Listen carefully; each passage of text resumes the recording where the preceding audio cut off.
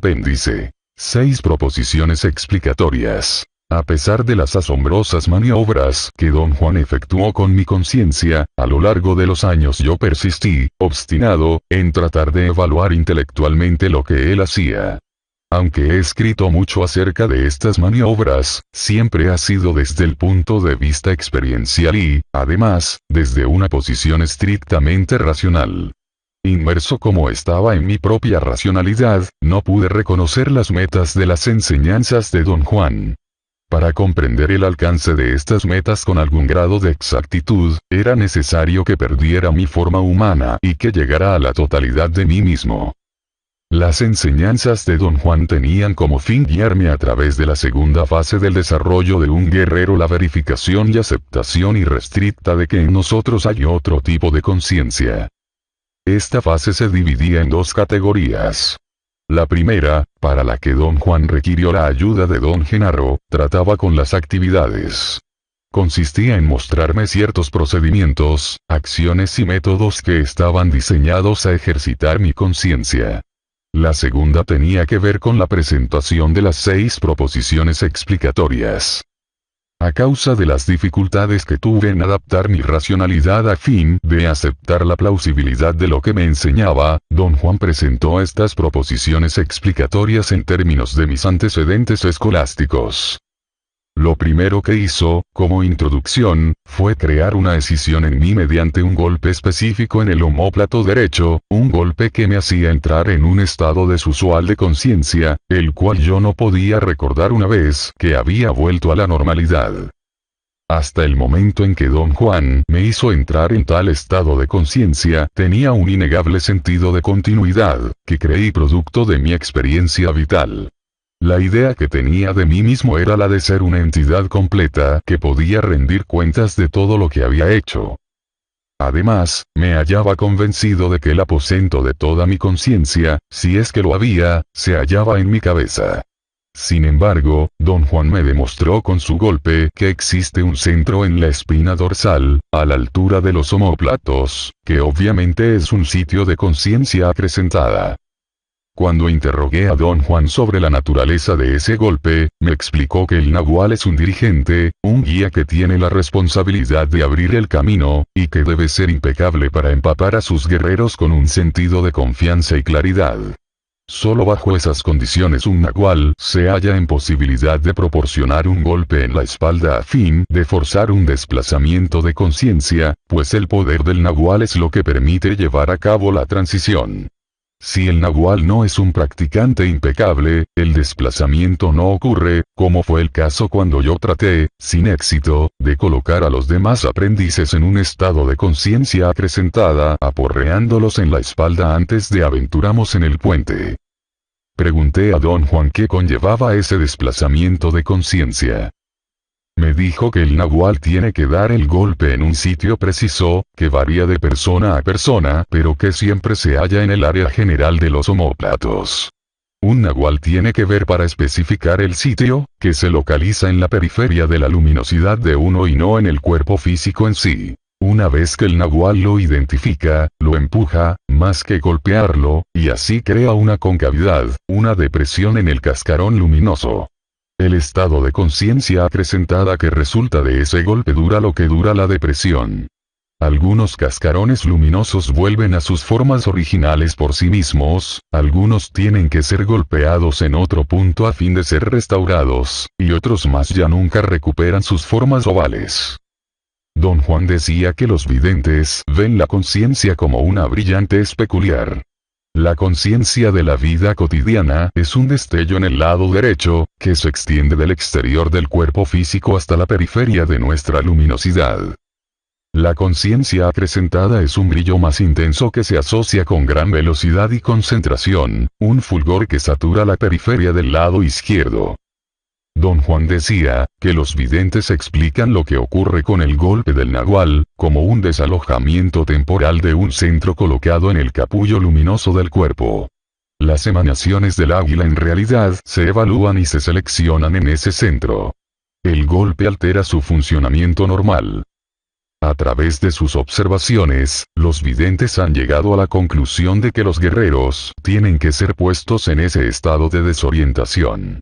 El cambio en la manera como funcione la conciencia bajo esas condiciones hace que ese estado sea un territorio ideal para dilucidar los mandatos del águila. Permite que los guerreros funcionen como si estuvieran en la conciencia de todos los días, con la diferencia de que pueden concentrarse en todo lo que hacen con una claridad y con una fuerza sin precedentes. Don Juan decía que mi situación era análoga a la que él había experimentado. Su benefactor creó una profunda escisión en él, haciéndolo desplazarse una y otra vez de la conciencia del lado derecho a la del lado izquierdo. La claridad y la libertad de su conciencia del lado izquierdo se hallaban en oposición directa a las racionalizaciones e interminables defensas de su lado derecho. Me dijo que todos los guerreros son echados a las profundidades de la misma situación que esa polaridad modela, y que el Nahual crea y refuerza la escisión a fin de conducir a sus aprendices a la convicción de que hay una conciencia en los seres humanos que no se ha explorado. 1. Lo que percibimos como mundo son las emanaciones del águila. Don Juan me explicó que el mundo que percibimos no tiene existencia trascendental. Como estamos familiarizados con él, creemos que lo que percibimos es un mundo de objetos que existen tal como los percibimos, cuando en realidad no hay un mundo de objetos, sino, más bien, un universo de emanaciones del águila. Esas emanaciones representan la única realidad inmutable. Es una realidad que abarca todo lo que existe, lo perceptible y lo imperceptible, lo conocible y lo inconocible. Los videntes que ven las emanaciones del águila las llaman mandatos a causa de su fuerza apremiante. Todas las criaturas vivientes son apremiadas a usar las emanaciones, y las usan sin llegar a saber lo que son. El hombre común y corriente las interpreta como la realidad. Y los videntes que ven las emanaciones las interpretan como la regla. A pesar de que los videntes ven las emanaciones, no tienen manera de saber qué es lo que están viendo. En vez de enderezarse con conjeturas superfluas, los videntes se ocupan en la especulación funcional de cómo se pueden interpretar los mandatos del águila. Don Juan sostenía que intuir una realidad que trasciende el mundo que percibimos se queda en el nivel de las conjeturas. No le basta a un guerrero conjeturar que los mandatos del águila son percibidos instantáneamente por todas las criaturas que viven en la tierra, y que ninguna de ellas los perciben de la misma manera. Los guerreros deben tratar de presenciar el flujo de emanaciones y ver la manera como el hombre y otros seres vivientes lo usan para construir su mundo perceptible. Cuando propuse utilizar la palabra descripción en vez de emanaciones del águila, Don Juan me aclaró que no estaba haciendo una metáfora. Dijo que la palabra descripción connota un acuerdo humano, y que lo que percibimos emerge de un mandato en el que no cuentan los acuerdos humanos. 2. La atención es lo que nos hace percibir las emanaciones del águila como el acto de desnatar. Don Juan decía que la percepción es una facultad física que cultivan las criaturas vivientes. El resultado final de este cultivo en los seres humanos es conocido, entre los videntes, como atención. Don Juan describió la atención como el acto de enganchar y canalizar la percepción. Dijo que ese acto es nuestra hazaña más singular, que cubre toda la gama de alternativas y posibilidades humanas. Don Juan estableció una distinción precisa entre alternativas y posibilidades. Alternativas humanas son las que estamos capacitados para escoger como personas que funcionan dentro del medio social. Nuestro panorama de este dominio es muy limitado. Posibilidades humanas resultan ser aquellas que estamos capacitados para lograr como seres luminosos. Don Juan me reveló un esquema clasificatorio de 3 tipos de atención, enfatizando que llamarlos tipos era erróneo. De hecho, se trata de 3 niveles de conocimiento: la primera, la segunda y la tercera atención. Cada una de ellas es un dominio independiente, completo en sí. Para un guerrero que se halla en las fases iniciales de su aprendizaje, la primera atención es la más importante de las 3.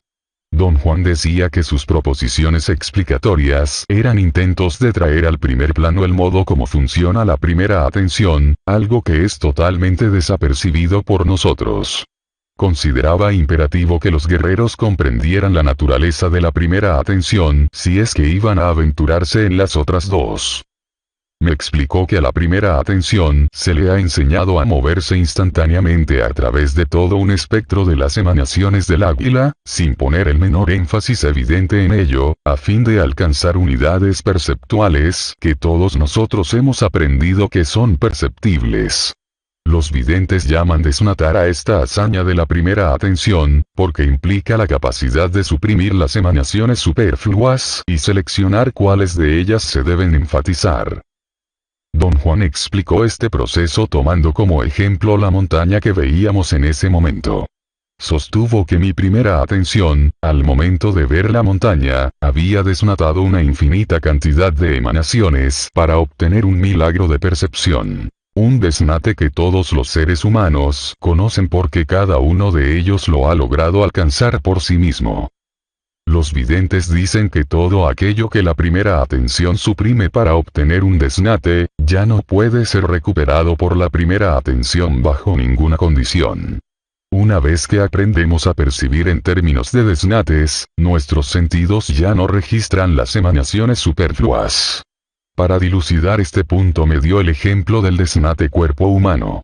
Dijo que nuestra primera atención está totalmente inconsciente de las emanaciones que componen el luminoso cascarón externo del cuerpo físico.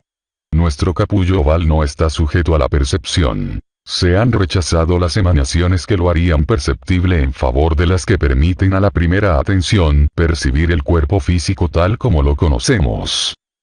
Por tanto, la meta perceptual que tienen que lograr los niños mientras maduran, consiste en aprender a aislar las emanaciones apropiadas con el fin de canalizar su percepción caótica y transformarla en la primera atención. Al hacerlo, aprenden a construir desnates. Todos los seres humanos maduros que rodean a los niños les enseñan a desnatar. Tarde o temprano los niños aprenden a controlar su primera atención a fin de percibir los desnates en términos semejantes a los de sus maestros. Don Juan nunca dejó de maravillarse con la capacidad de los seres humanos de impartir orden al caos de la percepción. Sostenía que cada uno de nosotros, por sus propios méritos, es un mago magistral y que nuestra magia consiste en imbuir de realidad los desnates que nuestra primera atención ha aprendido a construir. El hecho de que percibimos en términos de desnates es el mandato del águila, pero percibir los mandatos como objetos es nuestro poder, nuestro don mágico. Nuestra falacia, por otra parte, es que siempre acabamos siendo unilaterales al olvidar que los desnates solo son reales en el sentido de que los percibimos como reales, debido al poder que tenemos para hacerlo. Don Juan llamaba a esto un error de juicio que destruye la riqueza de nuestros misteriosos orígenes. 3. A los desnates les da sentido el primer anillo de poder.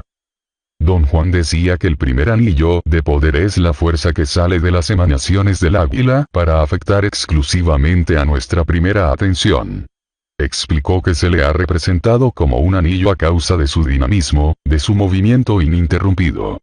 Se le ha llamado anillo de poder debido, primero, a su carácter compulsivo, y, segundo, a causa de su capacidad única de detener sus obras, de cambiarlas o de revertir su dirección. El carácter compulsivo se muestra mejor en el hecho de que no solo aprevia a la primera atención a construir y perpetuar desnates, sino que exige un consenso de todos los participantes. A todos nosotros se nos exige un completo acuerdo sobre la fiel reproducción de desnates, pues la conformidad al primer anillo de poder tiene que ser total. Precisamente esa conformidad es la que nos da la certeza de que los desnates son objetos que existen como tales, independientemente de nuestra percepción. Además, lo compulsivo del primer anillo de poder no cesa después del acuerdo inicial, sino que exige que continuamente renovemos el acuerdo. Toda la vida tenemos que operar como si, por ejemplo, cada uno de nuestros desnates fueran perceptualmente los primeros para cada ser humano, a pesar de lenguajes y de culturas. Don Juan concedía que aunque todo eso es demasiado serio para tomarlo en broma, el carácter apremiante del primer anillo de poder es tan intenso que nos fuerza a creer que si la montaña pudiera tener una conciencia propia, ésta se consideraría como el desnate que hemos aprendido a construir. La característica más valiosa que el primer anillo de poder tiene para los guerreros es la singular capacidad de interrumpir su flujo de energía, o de suspenderlo del todo. Don Juan decía que esta es una capacidad latente que existe en todos nosotros como unidad de apoyo. En nuestro estrecho mundo de desnates no hay necesidad de usarla. Puesto que estamos tan eficientemente amortiguados y escudados por la red de la primera atención, no nos damos cuenta, ni siquiera vagamente, de que tenemos recursos escondidos. Sin embargo, si se nos presentara otra alternativa para elegir, como es la opción del guerrero de utilizar la segunda atención, la capacidad latente del primer anillo de poder podría empezar a funcionar y podría usarse con resultados espectaculares. Don Juan subraya que la mayor hazaña de los brujos es el proceso de activar esa capacidad latente. Él lo llamaba bloquear el intento del primer anillo de poder. Me explicó que las emanaciones del águila, que ya han sido aisladas por la primera atención para construir el mundo de todos los días, ejerce una presión inquebrantable en la primera atención. Para que esta presión detenga su actividad, el intento tiene que ser desalojado. Los videntes llaman a esto una obstrucción o una interrupción del primer anillo de poder.